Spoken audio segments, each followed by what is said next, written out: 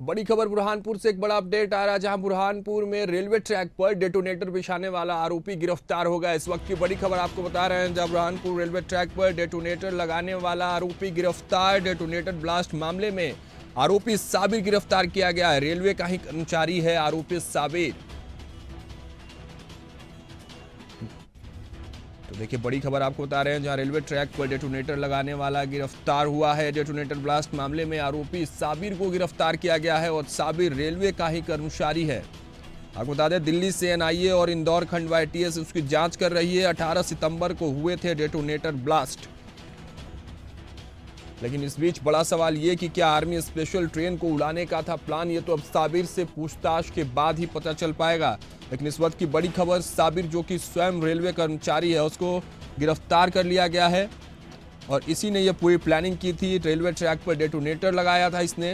हालांकि इसके पीछे इसकी क्या मंशा थी, अब ये जांच का विषय है। दिल्ली से एनआईए और इंदौर खंडवा एटीएस इन सभी बिंदुओं पर जांच कर रही है। ये मामला 18 सितंबर का, जहां रेलवे ट्रैक पर डेटोनेटर ब्लास्ट से ट्रेन को उड़ाने की साजिश थी।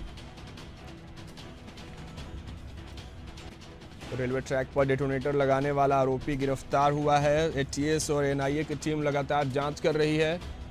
तो डेटोनेटर ब्लास्ट मामले में आरोपी साबिर को गिरफ्तार किया गया है कि उसकी क्या कुछ मंशा थी, उसने क्यों डेटोनेटर बिछाया रेलवे ट्रैक पर। हालांकि वो जो पूरी रेलवे थे उसमें असलहे थे, आर्मी के लोग थे। आर्मी को निशाना बनाना था, असलहों पर निशाना था, या ट्रेन को लूटने की मंशा थी। हालांकि डेटोनेटर से जो ब्लास्ट था वो पहले हो गया, जिस वजह से ट्रेन को पहले रोक लिया गया और हादसे से ट्रेन को बचा लिया गया। चलिए, इस पर तमाम जानकारियों के साथ senior crime reporter Sumit Chawla हमारे साथ जुड़ चुके हैं। सुमित, क्या कुछ जानकारी मिल रही है, क्योंकि खबरें आ रही है डेटोनेटर बिछाने वाला आरोपी जो था वो गिरफ्तार हो गया और सबसे बड़ी बात कि रेलवे का कर्मचारी बताया जा रहा है साबिर। सुमित, बुरहानपुर में जिस तरीके से घटना को अंजाम दिया है और ऐसे में एक बड़ा धमाका जहां बुरहानपुर के रेलवे ट्रैक पर हुआ है, ऐसे में साफ तौर से जो है ट्रेन जिहाद सामने आ रहा है और दिल्ली से आई एजेंसीज एनआईए और एटीएस ने वहां पहुंचकर एक एजेंसी को हायर भी किया है। और ऐसे में देखा जाए तो एटीएस इंदौर और एटीएस खंडवा भी इस पूरे मामले को लेके जो है इन्वेस्टिगेशन कर रही है। इस पूरे मामले के अंदर एक बड़ा खुलासा हुआ है कि एक रेलवे कर्मचारी को एटीएस और एनआईए ने गिरफ्तार किया है। साबिर अकेले तो नहीं होगा, साबिर का नाम सामने आ रहा है, क्या इस पर कोई जानकारी मिल रही है सुमित कि साबिर के साथ और कौन कौन लोग थे? और वो सबसे बड़ी बात, रेलवे पर डेटोनेटर रखना, तो रेलवे कर्मचारी का उसमें संलिप्त होना ये जाहिर सी बात है, लेकिन बड़ा सवाल कि जब रेलवे का कर्मचारी उसमें शामिल है तो उसके साथ एक लंबी फहरिस्त होगी। क्या उस लंबी फहरिस्त की भी जानकारी सामने निकल कर आ रही है अभी कुछ?